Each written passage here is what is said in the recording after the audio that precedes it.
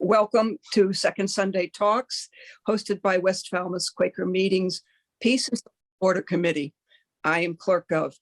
Sandwich Monthly Meeting acknowledges that their meeting houses and land reside within the ancestral territory of the Wampanoag people of First Light. We recognize and respect Indigenous peoples are traditional stewards of the land and waterways, and that an enduring relationship exists between them and their sacred homeland. Today is Sunday, March 13th, 2022, and this second Sunday enters its second year. And our speaker is Leslie Manning from Durham Meeting. She is the current clerk of the Permanent Board, the Governance Committee for New England Quakers, an interfaith chaplain, and a volunteer coordinator for the Maine Prisoner Advocacy Coalition, MPAC. Will be the Bible Half Hour presenter at Friends General Conference, FGC, gathering this summer. Her talk is Walking Humbly, Quakers and Right Relationship, and she will speak about her experiences with incarcerated people and their loved ones.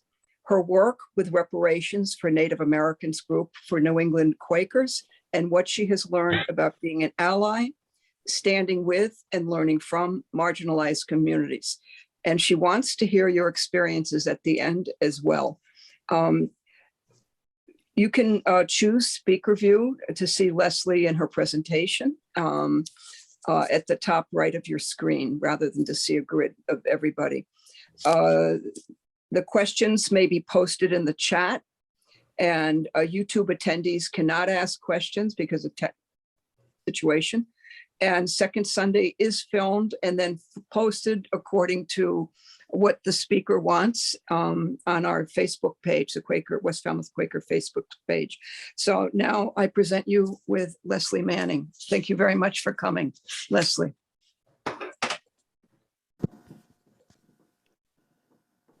Thank you, Erica, and members of the committee for this invitation. Thank you, friends, for joining us today. I want to acknowledge that I am coming from the ancestral homelands of the Wabanaki, the people of the First Light.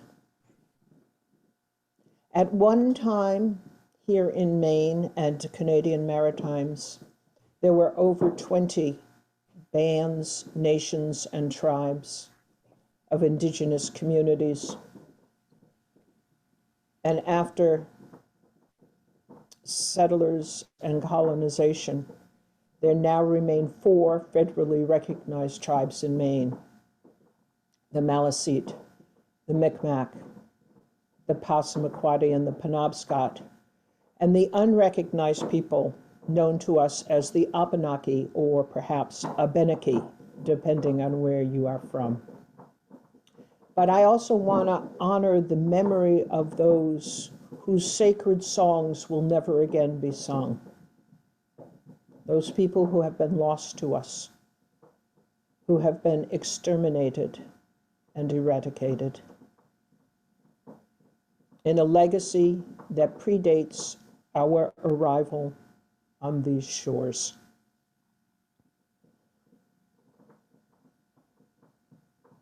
Much of what I will be speaking of today is rooted in my understanding of the prophet Micah, in a turn of phrase that may be familiar to many of us, even those not particularly familiar with Scripture.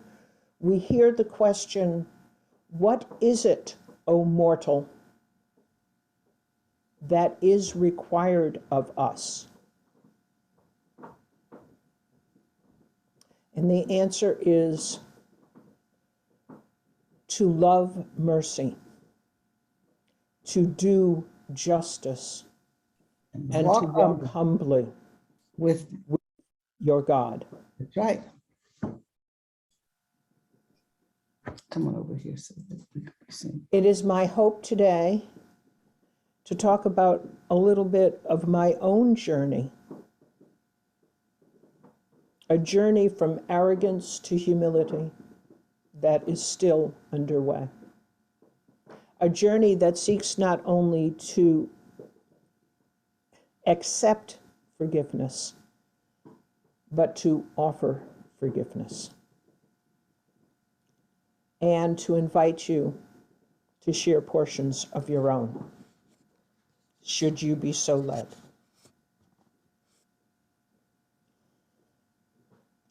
I have shared at the beginning of this talk, and will reference again, the 2013 repudiation of the doctrine of Christian discovery by our wider yearly meeting community. And I'd like to once again put it up and talk about this journey together.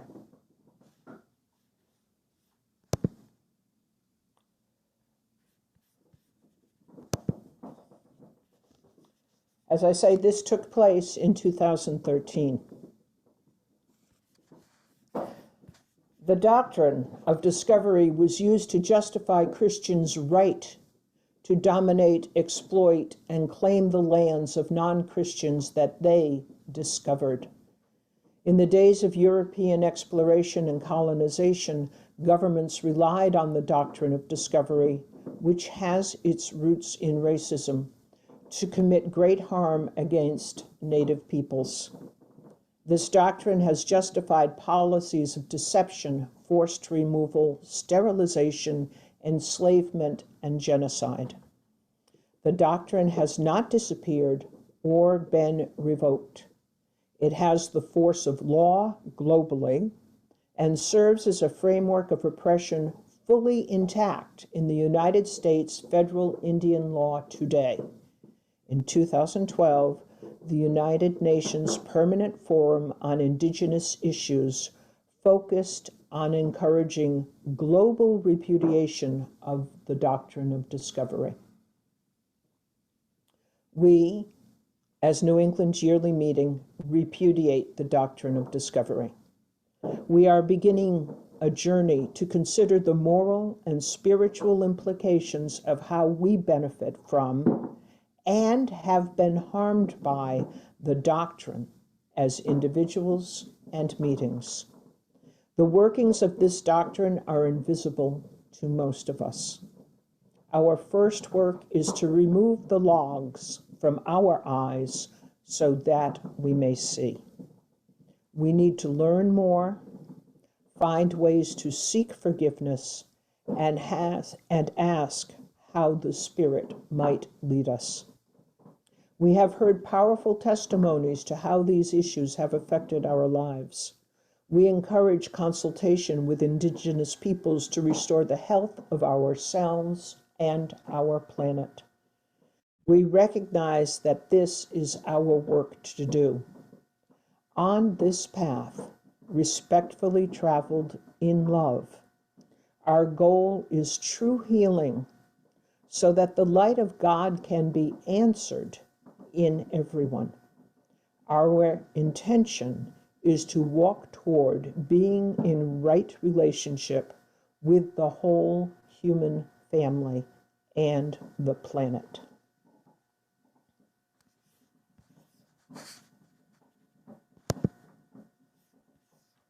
I ask you now to think about the implications of this statement in your own lives.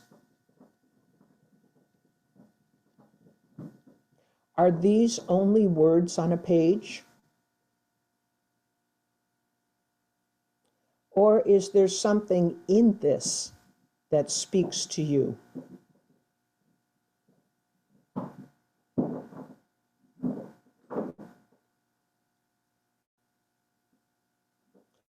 For some of us in 2013, almost 10 years ago, this was new information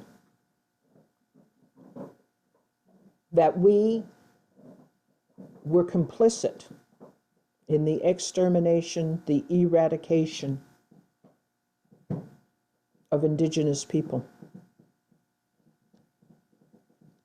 For some of us, this was not new information, but instead was an affirmation of a truth that we had lived with for a long time.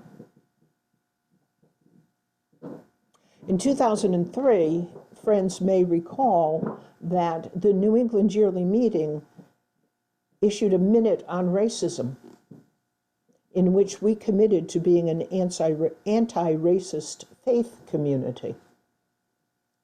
So that was even 10 years before we repudiated the doctrine of discovery.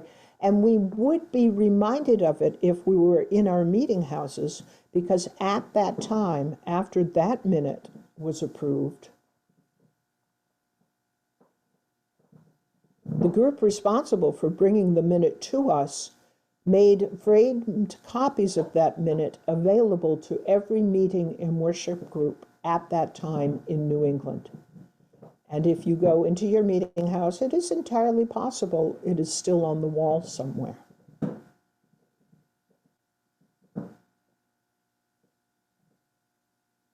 But is it enough to say it, to frame it, to put it on the wall? What does it mean to love mercy and to do justice?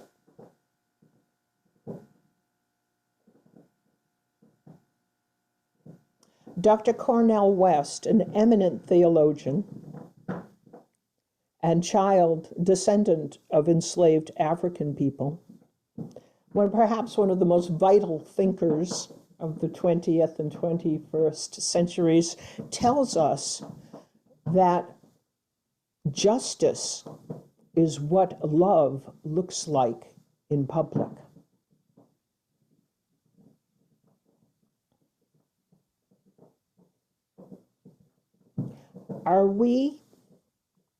Am I, in seeking justice, am I in learning and forgiving and, God willing, being forgiven? Am I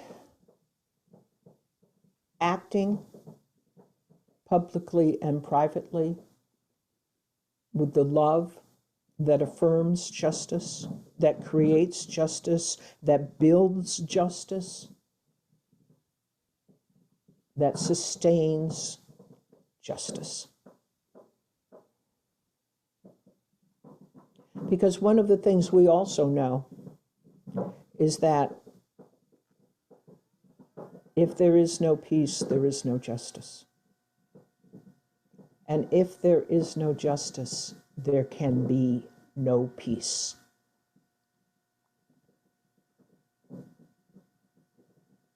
So for those of us who think about what it means to do mercy, as well as to love mercy, to do compassion, as well as to love compassion, to build justice in our hearts, in our lives, in our institutions, we may find that the traditional sources of inspiration for us, whether they be civil, civic, or spiritual, are pretty morally bereft. Where do we turn? Where do we turn? In this country, we have a tendency to look at the foundational documents, the Declaration of Independence and the United States Constitution. Those famous lines, all men are created equal and are endowed by their Creator with certain inalienable rights, life, liberty, and the pursuit of happiness, were written, as we all now know, by a slave-owning man who raped his wife's sister for the purposes of creating more property for himself. How do we practice forgiveness with that legacy, friends?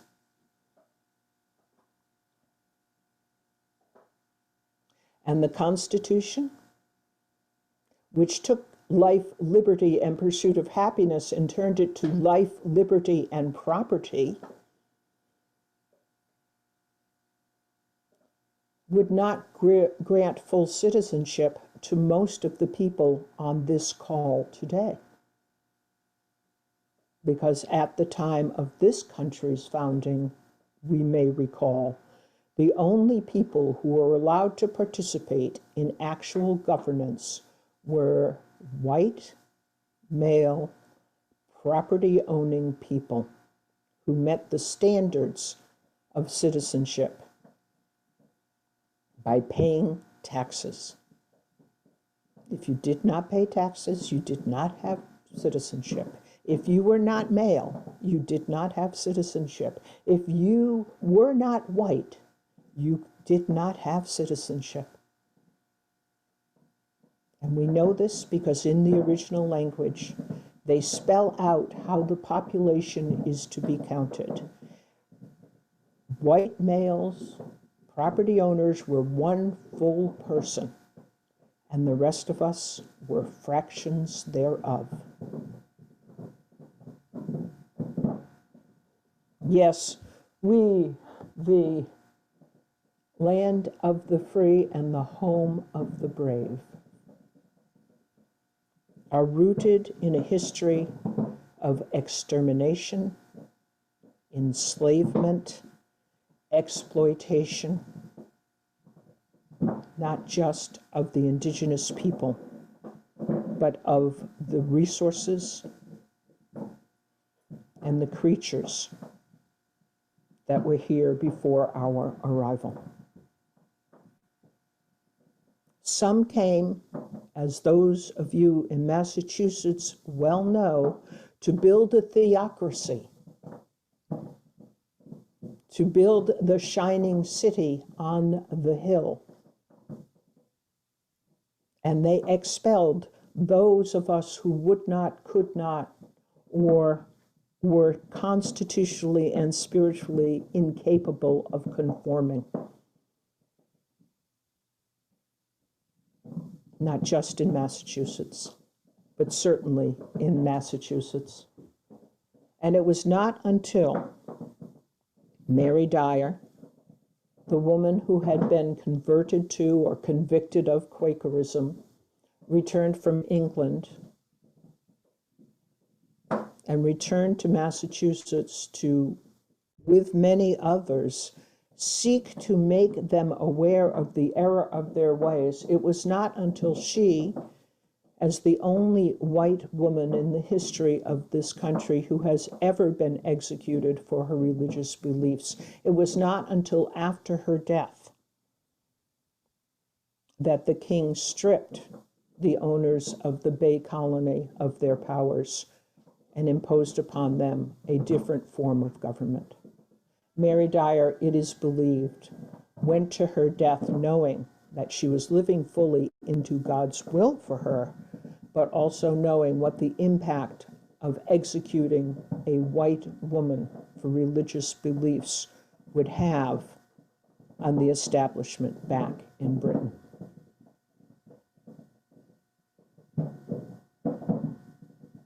And what you might ask,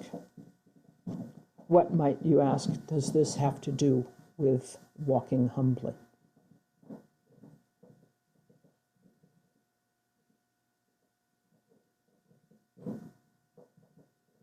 Our justice system, so-called, is about protecting property at the expense of people. It's been more than 10 years that Michelle Alexander, in her book, argued that the penal and carceration system in our country is the new slavery. Her book, entitled The New Jim Crow, was an indictment of a system that could not overcome the emerging emancipation of Black people, particularly men in our nation. And so we had to figure out another way to get them onto the plantation. And should you think that this thinking is outmoded, I will remind you that it is still not a crime in this country. a federal crime to lynch people. Yes, our Congress is debating it now, as they have been since after the Civil War. So lynching is not recognized as a federal crime.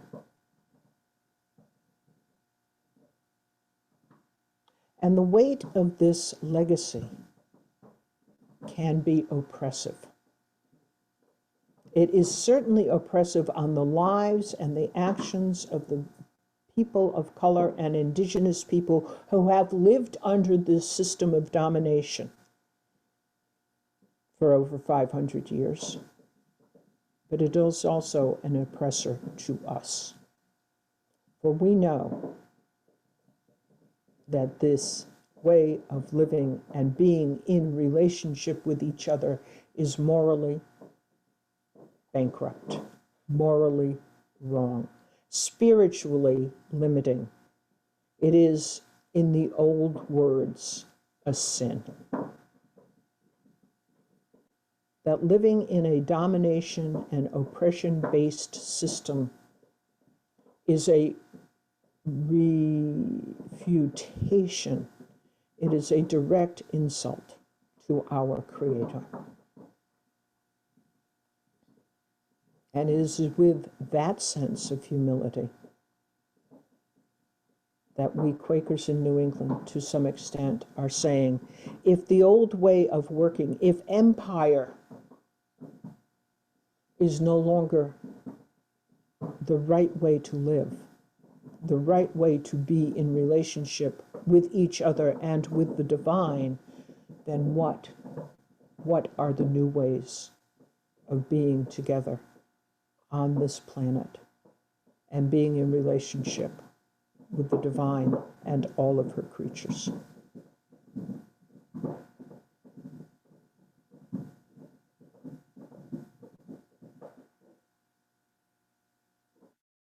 What are the implications for us as beneficiaries of a system that has allowed 5% of the world's population to use up more than 25% of the world's resources?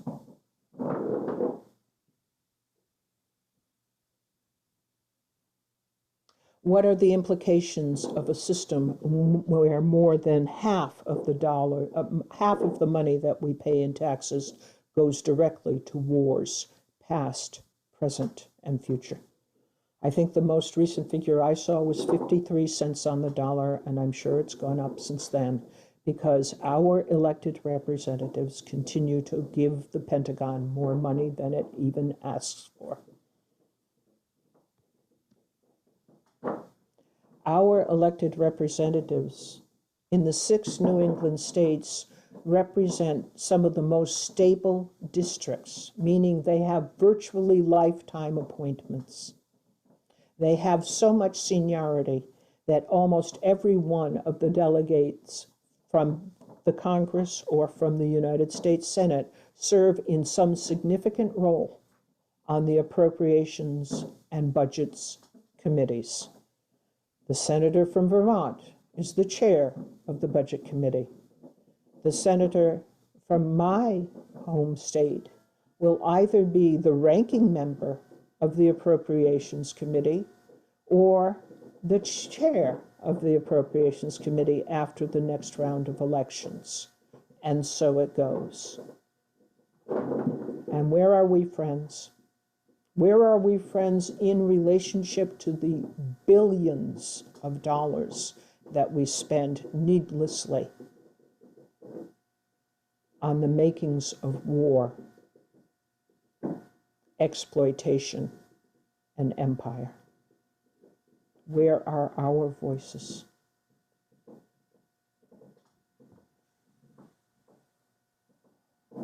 I live, some of you know, very close to the Kennebec River, upstream from a defense contractor whose sole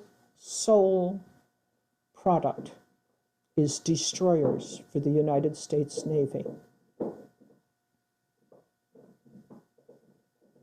Not vessels that the Navy wanted, the vessels that a Democrat from Massachusetts and a Republican from Maine thought they should have, because the way that the Pentagon, the way that the defense contractors keep their power is to make sure that they spread the pork around all 50 states and our territories to ensure that everybody gets enough of the blood money that we cannot live without it.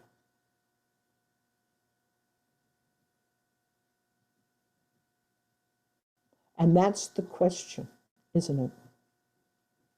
Is it possible for us to live in a new and different way?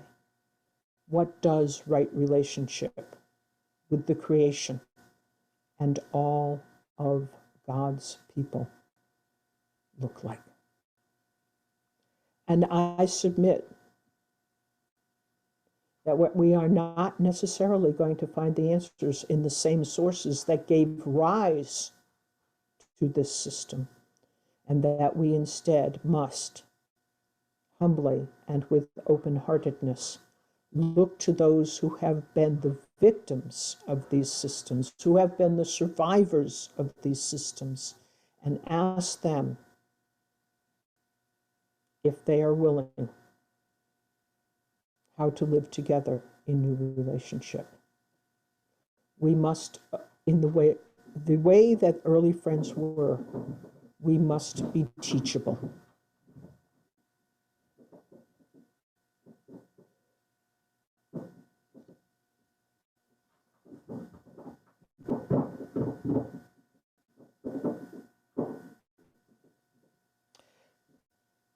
Instead of imposing our will, we must ask, what is God's will? And when we hear that answer, to choose to live more fully into it.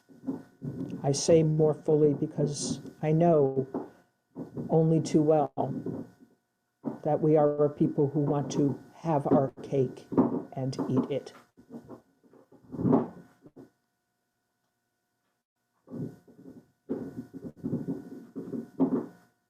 That we present ourselves to the survivors of and the victims of the atrocities and say to them, we ask your forgiveness. And we no longer wish to be complicit in perpetuating more atrocity. Teach us to lay down the tools that we have always used and to learn new ways before it is too late. For we now, friends, as both the mystics and the scientists will tell us,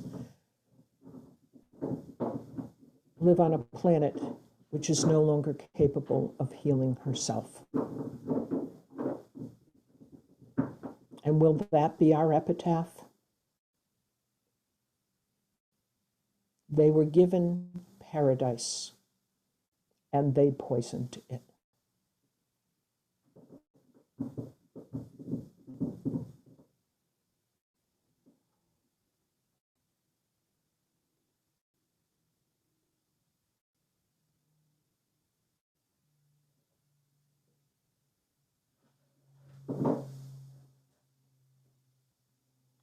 Is it possible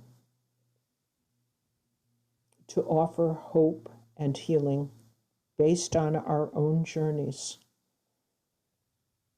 to a world that will need it? A world that has committed to the path of oppression and domination because we don't know another way? What will we say to not only the refugees of war, but to the refugees of climate when they seek shelter in our communities? Living on the banks of the Kennebec, I live in a community that has already done a study of what sea level rise and change will do to this estuarial river. And I know that across the street from where I live, the houses that are there may very well not survive in 10 or 15 years. What will that do, not only to my neighbors, but what will that do to the property tax values that are based on assigning values of higher value to waterfront property? The dislocation that climate catastrophe represents will be far-reaching. Food supplies, transportation systems, distribution networks. We are in for a time of incredible change and foment.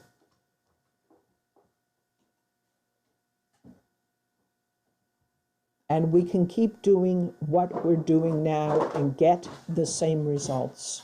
Or we can, and I do believe we must, change the way that we live on this planet and with each other, so that we may live fully into our aspiration to be in right relationship.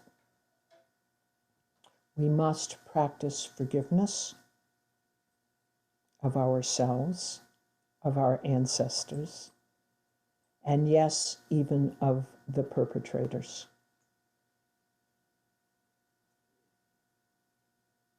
And we must learn.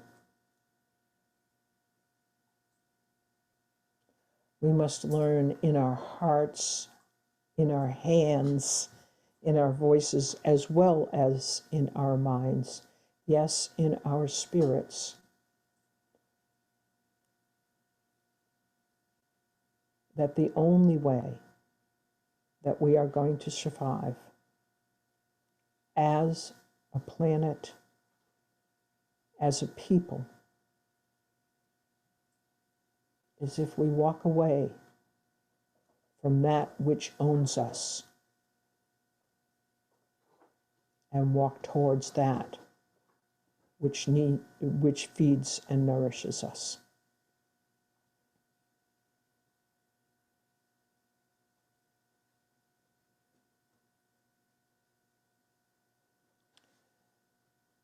To live as if the truth were true, that there is enough for everyone.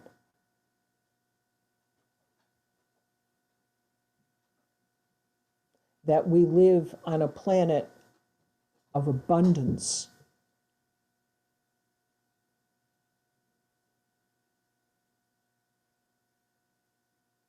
That we live in a place where we can breathe the air, we can drink the water, we can heal ourselves and each other. We can put down the tools of war, never to pick them up again, and build the world that we are all worthy of.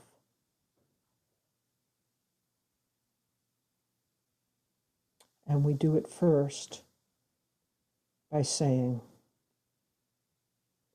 I am not capable of doing this on my own. I need you, O Holy One, and you, my beloved community, to build the world we need in order for our children's children to survive.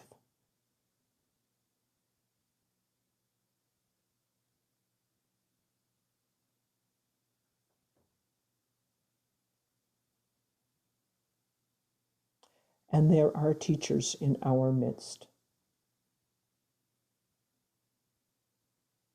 And they show up when we, the students, are ready.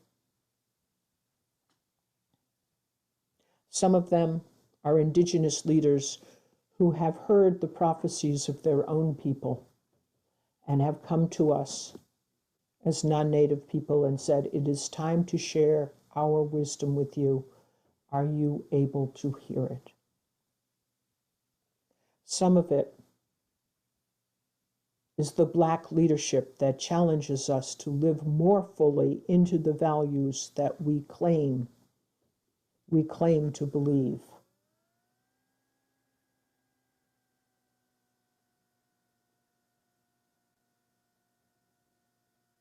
Some of it is in recognizing the lies and the hypocrisy of what our belief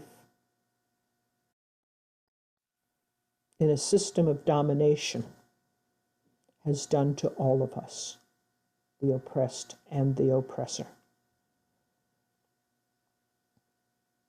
And some of it is in recognizing in ourselves the capacity to change and to be changed, to open ourselves fully and completely to transformation.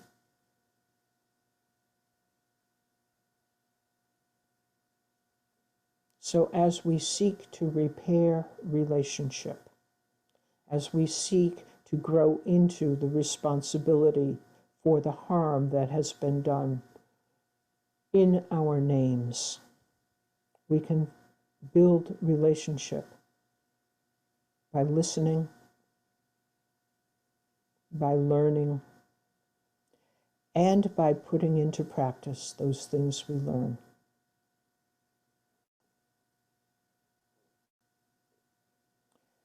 By loving mercy and kindness and compassion for all, doing justice, building peace, sustaining community for all, and by walking humbly in the light that we are given today, trusting and knowing that as we did, more will be provided tomorrow.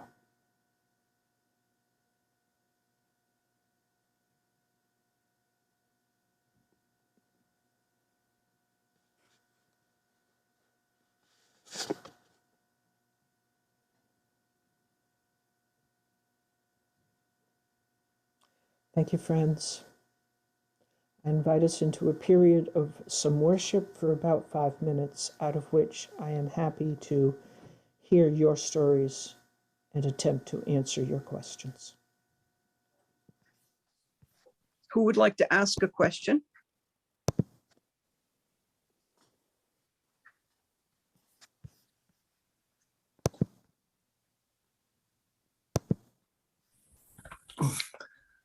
I would.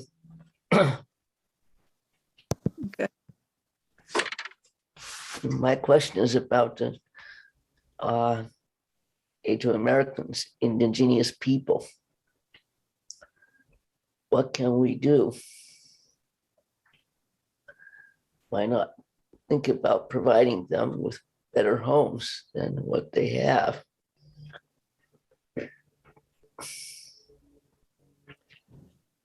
Thank you, Al. In my experience, I think the way we learn what people need is by asking them.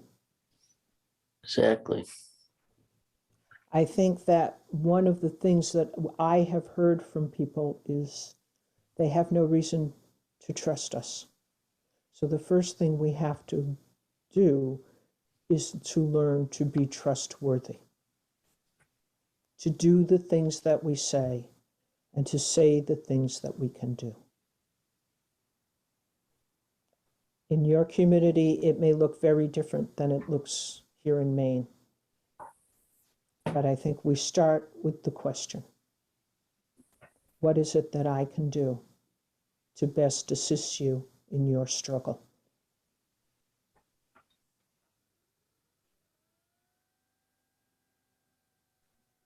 I think there are some terrific examples of how to do that. And one of them is a book called The Gatherings.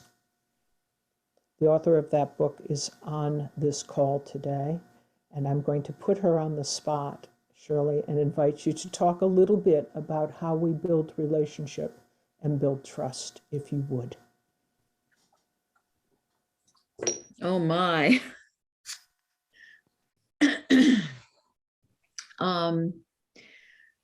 Only speaking from my experience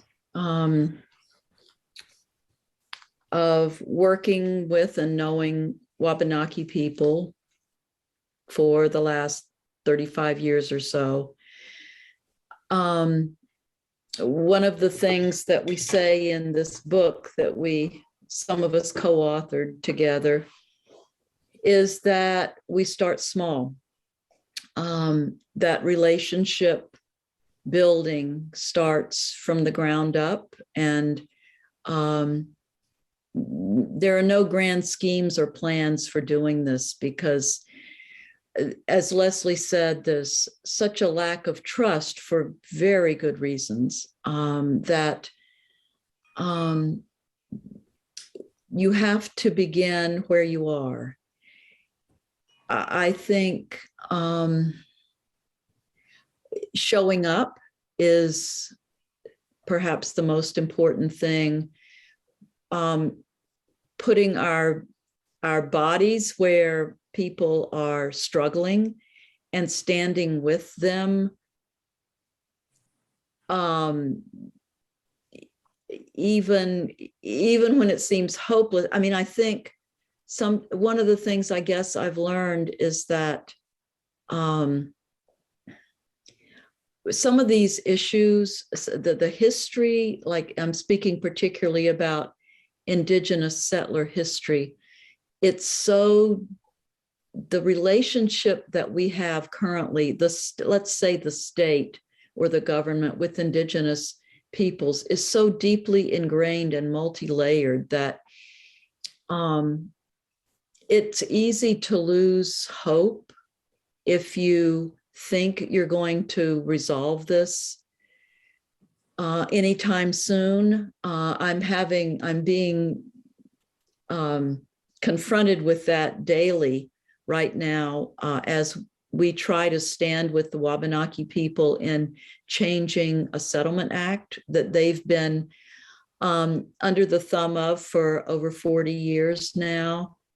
And boy, you know, we sort of got hit in the face with the patriarchy this week and some of the work sessions that's happening in the legislature. And I really, truly felt depressed after listening to some of this. And then I tried to remember that this is for the long haul. And the most important thing we can do is stand with people, and hearing how much that means, to try to keep in mind that we're going on this journey together, and we won't arrive at justice perhaps in our lifetimes, but keeping people company on the journey, I think, is sometimes all we can do. I have to remind myself.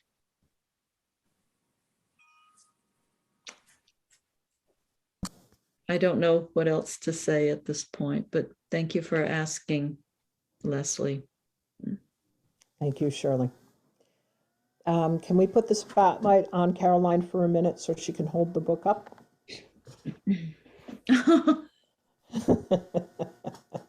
The gatherings. Thank you. It's a labor of love. I have We've a had question. I should have put it in the chat, but That's thank okay. you so much, both of you. And also we thank the technician. I was to bring greetings from Brenda to him, who has come to do our West Falmouth technology. So there are three of you at this point. I'm truly grateful for your participation.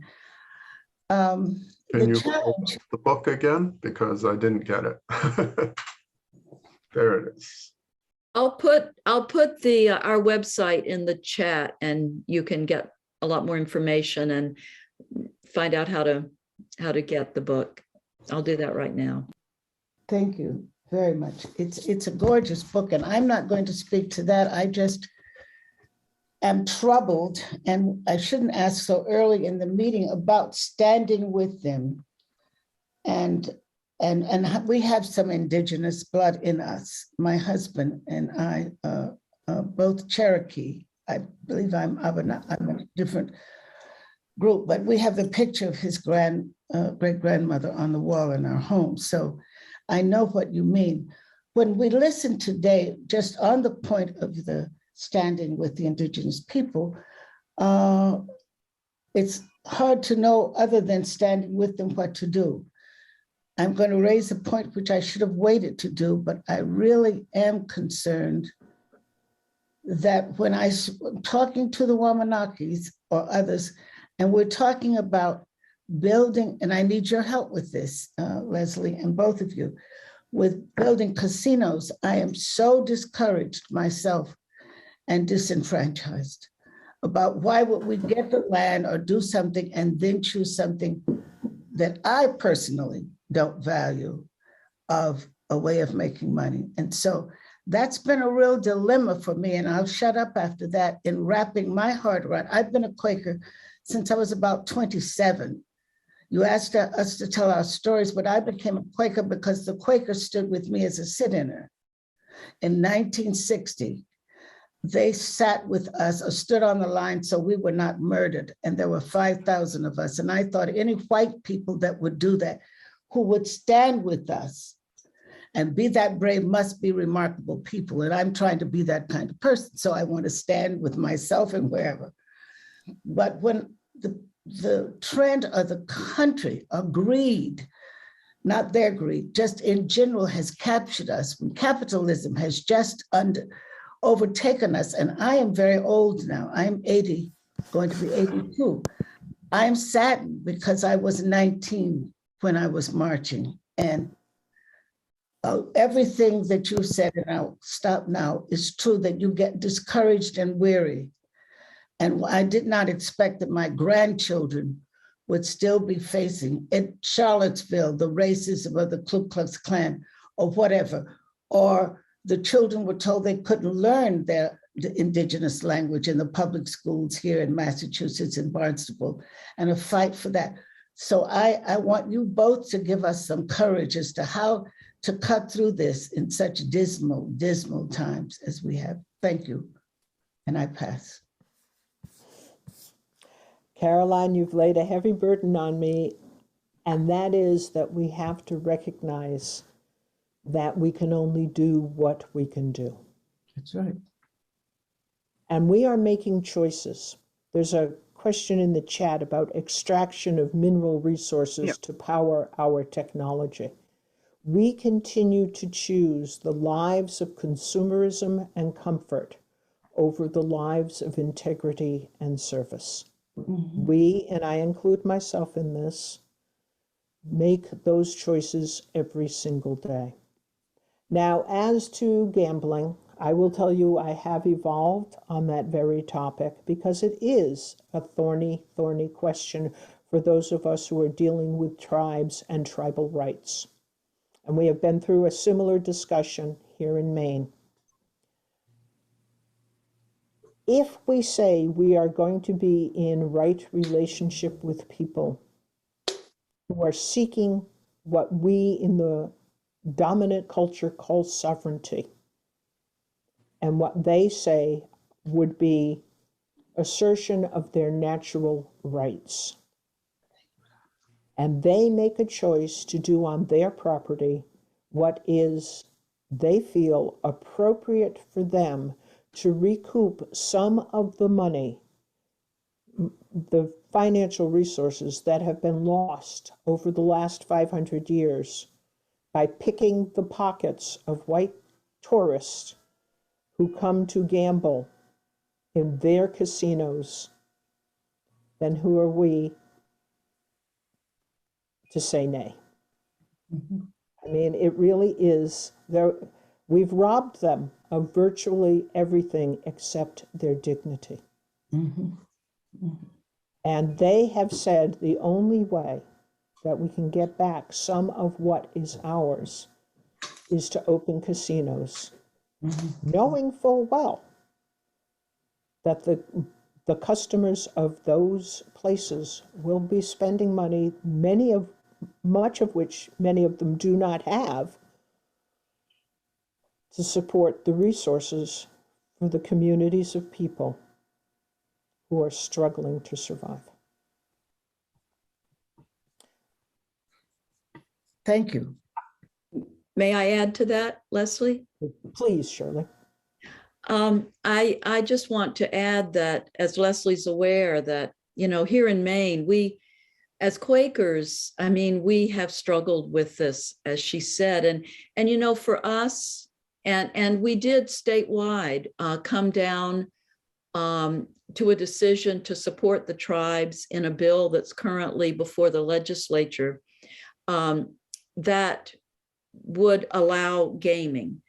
And it has been because we have been confronted with the hypocrisy of the state that we've lived in, that when gaming opportunities came up in referenda for non-native communities, and they were passed overwhelmingly because what a wonderful economic opportunity for us, and the same bill would come, or referendum would come before the people to have a casino on tribal land, and it would be defeated every single time.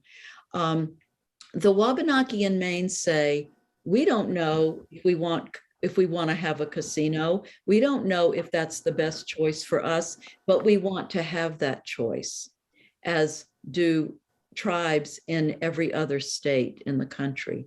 And so Quakers have decided as a body that we come down on the side of them having that choice. And it's been a significant step, because there are other denominations in Maine who are still struggling with this and have not been able to make that statement. And it's been a powerful thing in terms of our relationship with the Wabanaki tribes. It has not gone unnoticed. Thank you. Maureen. Just briefly following on this conversation, I had an opportunity last fall to write a paper about the Mashantucket Pequot people of Connecticut. At one point in the early 1970s, there were 2 women still living on the reservation land, elderly women, and it became that close that the land was lost back to the state. I think many of you know that it ended up being the largest casino in the world, and I'm not sure that's still true or not. But the story of that touches everywhere along the way: national legislation, Connecticut legislation. It really is the story from, I guess, going back to about 1660. So that's one thing I would recommend. It caused me, the purpose of my paper for the course was not to argue for or against gambling. And I would echo Shirley that I think I've come to this point. It's not for me to decide what people do with their sovereign nation. And actually they've struggled with it. There's been some tremendous ups and downs with it. And so I have been challenged recently by New England Yearly Meeting to think about, so we're not in a situation with the Mohegans or the Pequots that they're living in poverty. The money has gone back into the tribes in southeastern Connecticut. So what does it mean to be in relationship? That really does require humility, that I don't know hardly anything, it turns out. But I'm taking opportunity this afternoon. There will be a speaker from their museum, which is one of the great research museums for Native Americans. And if you're in that southeast area, I encourage you to visit it. But hoping to make some one-on-one contact, because right now it's all remote. Not that I have anything particular to offer, except that I really do hope for more understanding. Also, the other place I would point to, and Bill Graustein's on the call now, is if you're in an area where you've got a great research university that was doing archaeological anthropology collection in the early 20th century, please be aware of whether they hold the bones of indigenous peoples. And there is federal law now.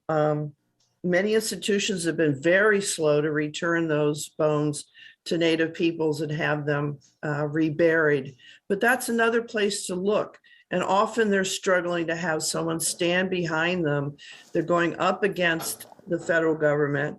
And finally, if you're in an area with a Indian boarding school, there's movement now to also return the children to the tribes that they came from. So it's just places to look where you might be able to stand next to people who are still struggling.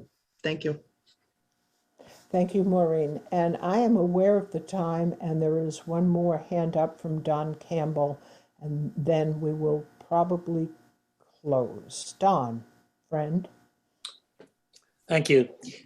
It's so good to see you both.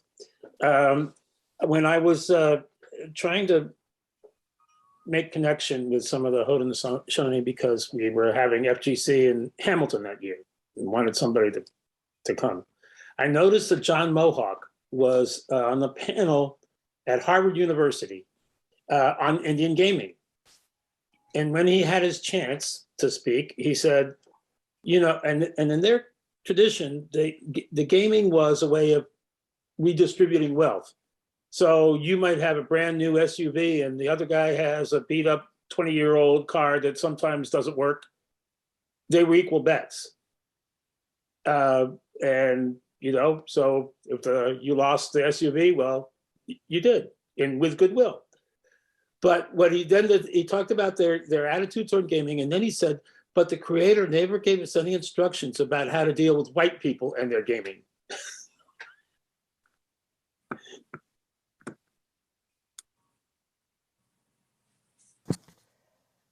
This gaming question is a challenge that also offers a very wonderful opportunity. And I will brag now on an organization that is very dear to my heart, in addition to the Religious Society of Friends, and that is the Maine Council of Churches. When the original referenda around Native gaming came up, there were many denominations, as we've heard from friend Shirley, that are just opposed to gambling in any form. And we, in our 1985 Faith and Practice Friends, have testimony against gambling, against gaming as well. So we were very torn, and it was clear that the Maine Council of Churches was going to oppose the referendum, not because they were not in support of economic development for the tribes, but because the council was not united in supporting gambling. We went beyond that, though. We met with tribal leaders in several of the communities and said, why are you doing this? Well, we're doing it for economic development. Are there other ways of doing economic development besides gaming? Yes, but they require capital, and nobody will loan money to us. So the Maine Council of Churches, among others, went to its member congregations, denominations, and went to some people in the community and said, can we assist the tribes in setting up an economic development system? And it was a series of loans that were made to provide housing and home loans to people to build their own homes, many of it on Indian property. And Al, this goes back to your question. Those loans have been repaid at a rate of higher than 99%. And several years ago, when the loans were renewed, many of the congregations and denominations dismissed the loans and they became outright grants. So one of the ways that we can support communities when we do not agree with the means is to ask, what is the purpose of this? We want to stimulate economic development in our community. Okay, how can we help you achieve that? You can use gaming for that, but there are other methods that can be used, including some of our extensive assets. And there's no question that Quakers spend a lot of time sitting on their assets. And I'm asking you to get up off your assets, friends, and spread that wealth around. And it is on that note that I will thank you for your time, your energy, your attention, and ask you to continue to hold us all in the light as we move forward together in living in right relationship with all people and the planet. God bless and keep you. Thank you, Leslie Manning, for coming. And June, Gail Mellix with some Wampanoag will present the Native Land Conservancy. And in April, Marion Davison will talk about her 30 years as a Quaker and a prize-winning journalist on the border in Tucson, Arizona, and her book that's just been published, which is The Beloved Border, Humanity and Hope in Tested Land. And that's it for Second Day today. Thank you for everyone attending. And if you want to be on the list, please email. Thank you. Stay well. Stay connected.